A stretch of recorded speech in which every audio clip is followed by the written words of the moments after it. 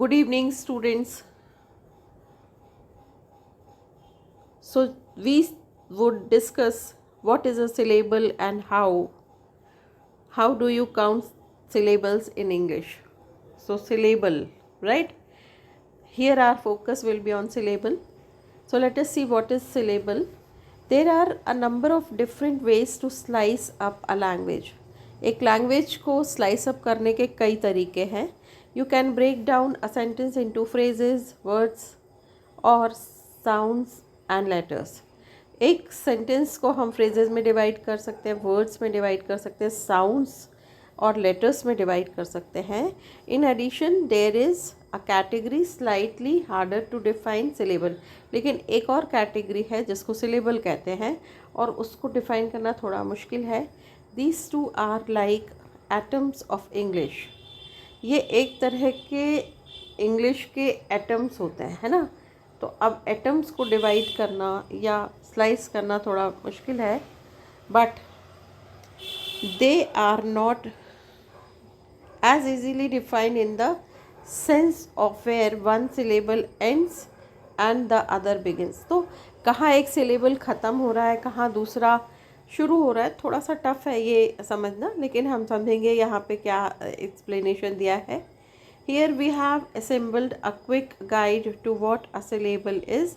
देखते हैं क्या है syllable as well as how to count them, और उसको हम count कैसे करेंगे, whether you are working on poetry in iambic pentameter or just trying to understand a language. Syllables will come in handy. तो पोएट्री में हम iambic pentameter में भी syllables काउंट करते हैं. देखिए क्या है syllable. What is a syllable? A syllable is a basic unit of sound. ये सबसे ज़्यादा इम्पॉर्टेंट है कि एक syllable basic unit of sound है, मतलब साउंड की सबसे basic unit. That a word can be broken down into, जिससे हम एक वर्ड को डिवाइड करते हैं. आगे आपको समझ में आएगा. While there are many one syllable word, a syllable does not necessarily have any meaning. एक सिलेबल का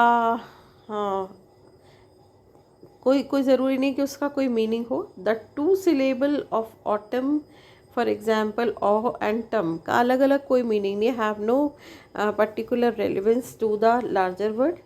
सम of the earliest systems of writing were syllabaries. ये छोड़ देते हैं, ये जापनीज़ और शेरों की इसमें यूज़ होता है सिलेबरीज. चलिए अभी हमें देखना है. अ सिलेबल हैज़ 3 बेसिक पार्ट्स. ये बहुत इंपॉर्टेंट. एक सिलेबल में 3 बेसिक पार्ट्स होते हैं उसके, 2 ऑफ विच आर ऑप्शनल.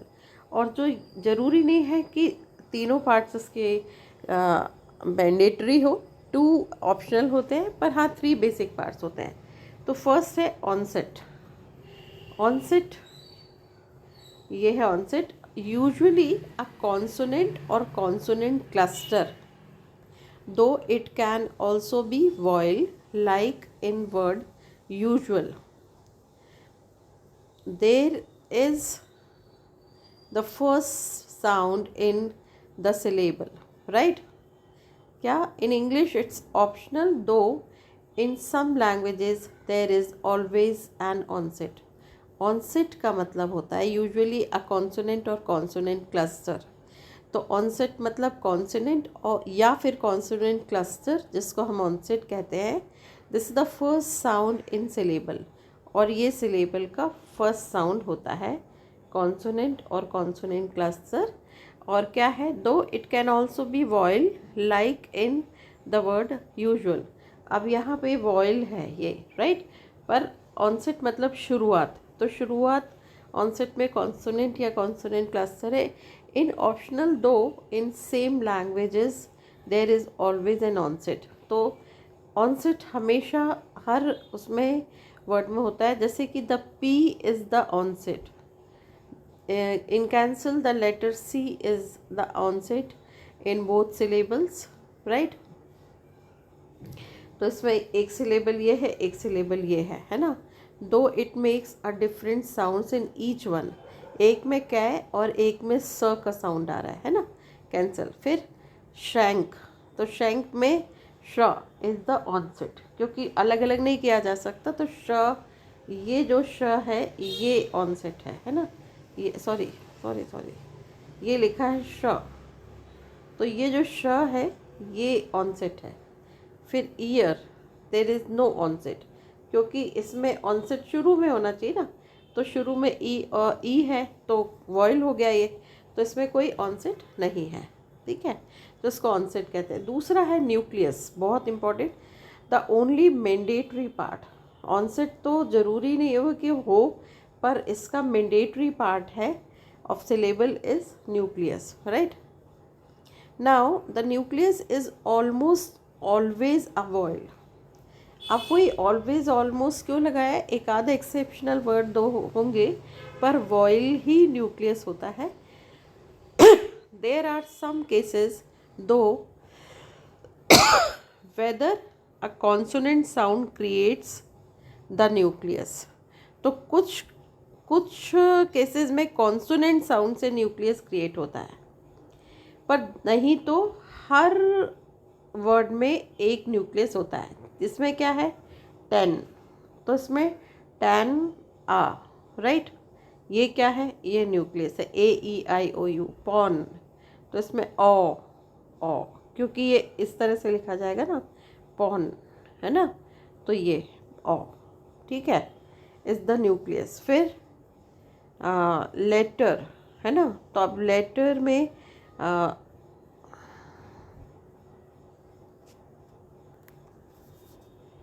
इसका मैं अभी आपको बाद में बताऊंगी लेटर का। L is the nucleus, okay. Now then bottle, bottle में O is the nucleus of the first syllable, है ना, तो ओ तो first syllable, but the L sound is nucleus of the second, okay. और इसमें L जो है वो सेकेंड सिलेबल का न्यूक्लियस है, ठीक है, देखेंगे इसको, अभी आपको समझ में आ जाएगा। और थर्ड पार्ट है एक सिलेबल का, कोडा। हमने देखा ऑनसेट, न्यूक्लियस, और third is coda. As you might guess, this is the consonant और consonant cluster that comes at the end of the syllable. क्या है इसमें जो था कॉन्सोनेंट और कॉन्सोनेंट क्लस्टर, किस में आ रहा था ऑनसेट में, ऑन कॉन्सोनेंट और consonant cluster in the first sound, है ना, तो ये फर्स्ट साउंड है, consonant consonant in the syllable, उसको कहते हैं ऑनसेट। और यहाँ पे दैट्स अ कॉन्सोनेंट और consonant cluster that comes at the end of the syllable, याद रखना ये लास्ट में आता है। इन इंग्लिश द कोडा इज़ ऑल्सो ऑप्शनल, तो इसमें कोडा भी ऑप्शनल है और ऑनसेट भी ऑप्शनल है। न्यूक्लियस कंपलसरी या मैंडेटरी है। अ सिलेबल विद अ कोडा इज कॉल्ड क्लोज्ड सिलेबल, अगर कोडा है तो क्लोज्ड सिलेबल होगा। And a syllable without one और ओपन और without one is an open syllable. अगर कोडा है किसी उसमें सिलेबल में कोडा है तो वो क्लोज्ड सिलेबल है, और अगर कोडा नहीं है तो वो ओपन सिलेबल होता है। आपको समझ आ जाएगा, बहुत इजी है, देखो कैसे। हेड, अगर हेड में कॉन्सोनेंट आ रहे हैं ना, टी क्या है, टी कॉन्सोनेंट है, तो ये कोडा है, और कोडा है मतलब इसके बाद यहाँ क्लोज सिलेबल हो गया। फिर क्लैम्प, तो एम, ये भी कोडा है दूसरे केस में, पर एक्स्ट्रा है ना, तो एक्स इज़ द कोडा ऑफ फर्स्ट सिलेबल, ये कोडा है इसमें फर्स्ट सिलेबल, एंड एक्स तो इसका ये है एक्चुअली, तो इसमें एक्स ये जो है कोडा है, and the second syllable has no coda, और ये ट्रा, इसमें कॉन्सोनेंट नहीं है तो ये नो कोडा, ऐसा। तो हमने देखा 3 तरह के पार्ट होते हैं सिलेबल में, 3 basic part, onset, nucleus and तीसरा है कोडा, ठीक है, coda, okay. The nucleus and coda are sometimes combined into something called rhyme, बहुत इम्पॉर्टेंट है। कभी कभी न्यूक्लियस मतलब AEIOU वॉवल, न्यूक्लियस मतलब वॉवल, और कोडा मतलब सी या कॉन्सोनेंट या consonant cluster at the end, sometime combined into something called rhyme. और ये अगर कंबाइंड हो जाते हैं तो उसको राइम कहते हैं। If you started to study phonology, you would also learn that there are various models for breaking down a syllable. तो फोनोलॉजी में हम देखते हैं कि कई बार तोड़ तोड़ के वर्ड्स को बोला जाता है, but this simple version is probably all you need for language. Okay fine, तो ये सिलेबल समझ में आ गया। अब हाउ टू काउंट सिलेबल बहुत इंटरेस्टिंग है। There is an exercise taught to young students that is meant to help them count the number of syllables in a word.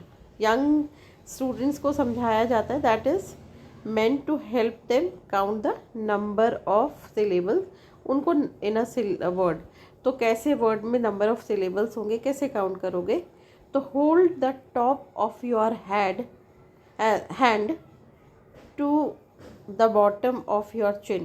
तो क्या करो कि hold the top of your hand to bottom of your chin and count how many times your mouth opens. तो क्या करना है, सबसे पहले hold the top of your hand to the bottom of chin and count how many times your mouth opens. Try it now with room 1, क्योंकि एक बार चिन नीचे आता है, रूम, राइट। फिर तो यहाँ पे वो बोल रहा है कि आपका माउथ कितनी बार ओपन होता है, तो रूम एक बार। फिर लॉकर, लॉकर है ना, ओ आ, ठीक है, 2। एंड प्रेस्टिडिजिटेशन, राइट, प्रेस्टिडिजिटेशन, तो इसमें 6 है। प्रेस्टिडिजिटेशन है ना, तो what a bit simple, it is system that works. तो ये चिन डाउन कहलाता है, समझो, है ना। फिर in written English it can be a bit more difficult to count syllables. Written में कैसे काउंट करोगे, क्योंकि चिन को हमको अगर नीचे देख रहे हैं तो वो तो हम बोलने में ही कर पाएंगे, because English has so many influences. It's Germanic language with words borrowed from French, Latin, Arabic and many other languages. There is no systematic way of spelling words, और इसीलिए words की spelling में अलग अलग system है, एक जैसा नहीं है। The word is squirreled, right, can have 10 letters but only 1 syllable। कितना सरप्राइज़ है, स्क्वीरल्ड, स्क्वीरल्ड क्यों?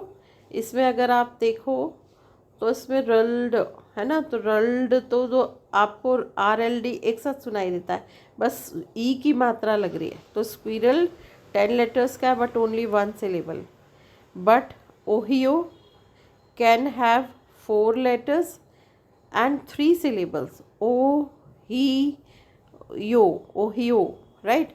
तो यहाँ OIO 3 सिलेबल्स हैं, और इसमें स्क्वीरल में SQU तीनों कॉन्सोनेंट है। देखो अगर आप यहाँ देखो तो ये, तो आप इसमें देखो कि SQU है ना, फिर RR और रल्ड, ये सारे 10 लेटर्स के हैं लेकिन 1 सिलेबल है, ठीक है। अब another method of counting syllables that some people recommend is counting the vowels. Again, there is not necessarily the best method with written English. Pain, care and bew all have multiple vowels but only 1 syllable। बड़ा interesting है ये, देखो क्या। Another method of counting syllables that some people recommend is counting the vowels. Again, that is not necessarily the best method with written English. Pen, care, beau all have multiple vowels. Pen में कितने हैं? ए आई. Care में ए E, है ना. Beau E U. All have multiple vowels but only one syllable. लेकिन फिर भी ये एक सिलेबल है. क्यों? उसका रीज़न है एन. तो अगर आप इसको लिखते हो पेन, तो आपने क्या लिखा? पेन, है ना. तो ई बस एक ही की मात्रा है. केयर, है ना.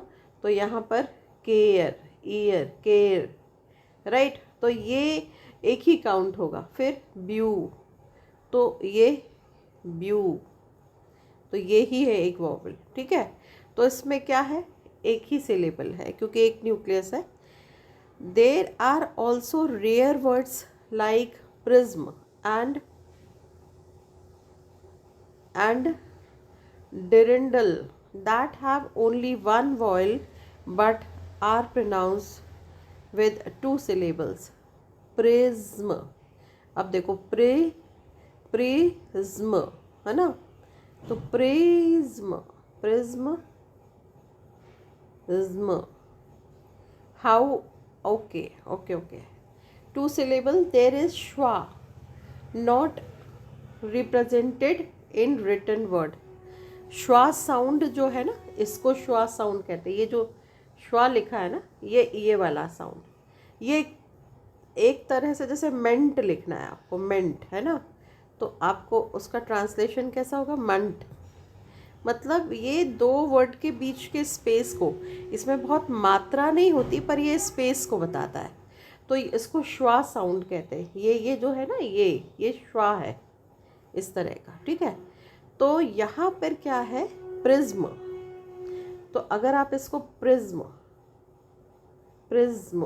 है ना, ये प्रिज्म ऐसा एकदम इसके बीच में ये स्पेस है, प्रिज्म. तो ये और ये दो हो गए, है ना.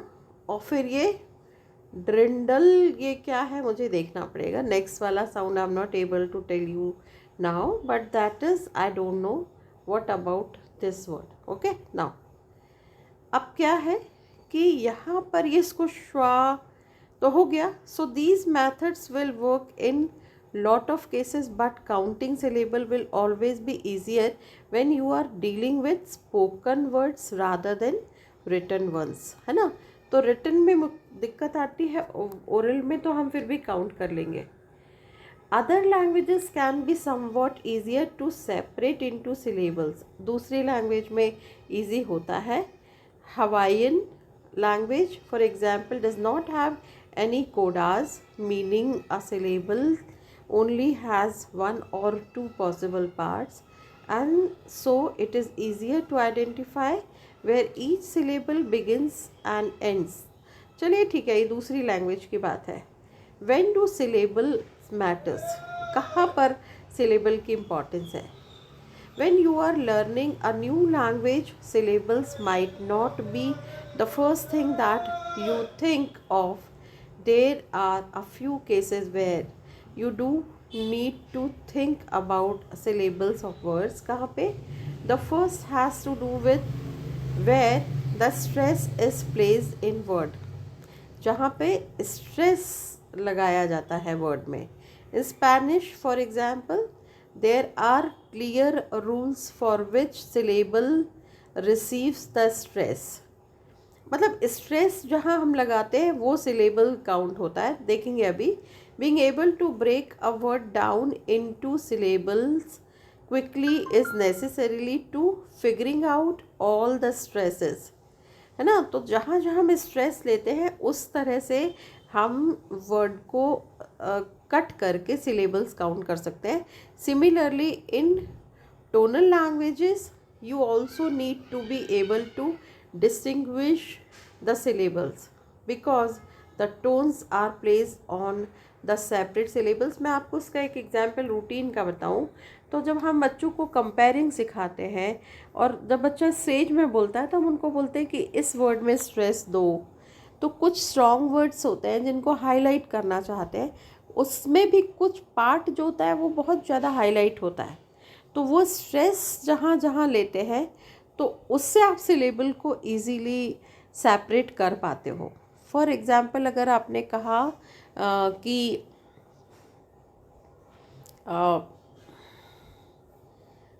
She is a workaholic, now I would like to invite, तो आपने कहा नाउ, तो now is low, I would like, है ना, तो लाइक, तो आपने वहाँ पर लाइक को हाईलाइट किया, तो sometime I would like to invite, तो आई एन को ज़्यादा आपने वो किया, वाइट की जगह आई एन को ज़्यादा स्ट्रेस देके बोला। इस तरह से जब हम स्ट्रेस देके बोलते हैं तो सिलेबल्स काउंट हो सकते हैं।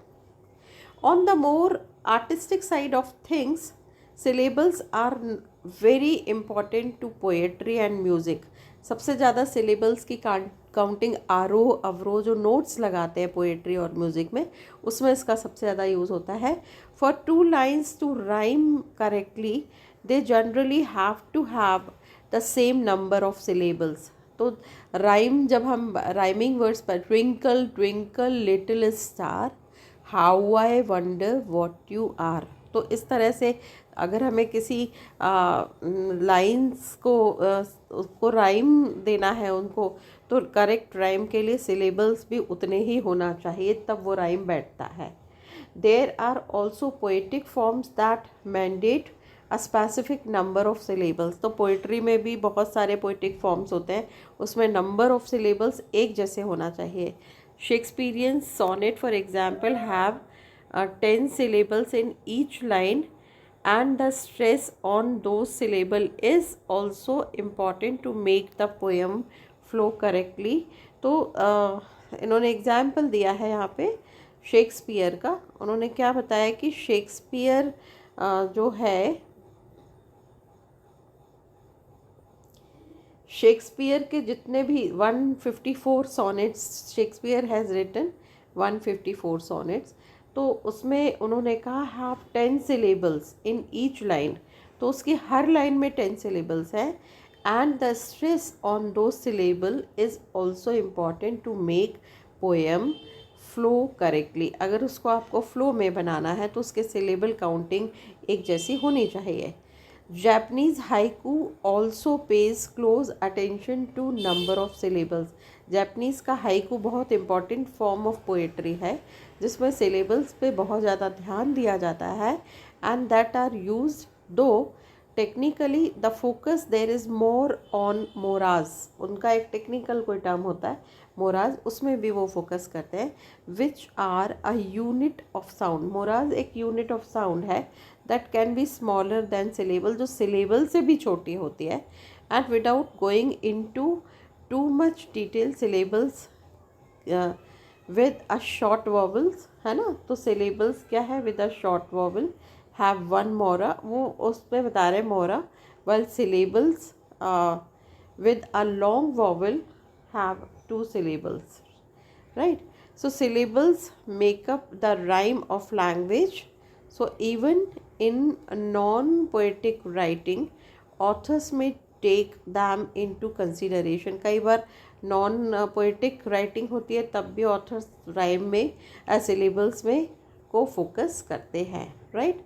Now in general your pronunciation is a new language is going to rely on your understanding of syllable। बहुत ज़्यादा इम्पॉर्टेंट लाइन है कि हम सिलेबल की स्टडीज़ क्यों करते हैं, क्योंकि जब हम नई लैंग्वेज सीखते हैं तो हमारा going to rely on understanding of syllable. अगर हम सिलेबल की अंडरस्टैंडिंग नहीं कर पाते तो हम लैंग्वेज ठीक तरह से प्रोनाउंस नहीं कर पाते और बोल नहीं पाते, इसीलिए सिलेबल का बहुत यूज़ है। And how they come together, और वो कैसे to form words and sentences, क्योंकि सिलेबल पहले और फिर सिलेबल कैसे साथ में मिलकर एक वर्ड बनाते हैं और वर्ड से कैसे सेंटेंस बनता है, ये बहुत इम्पॉर्टेंट है। How they come together to form words and sentences. So if you are struggling with a word, just take time to break it down, locate where the stress is, and go one syllable at a time।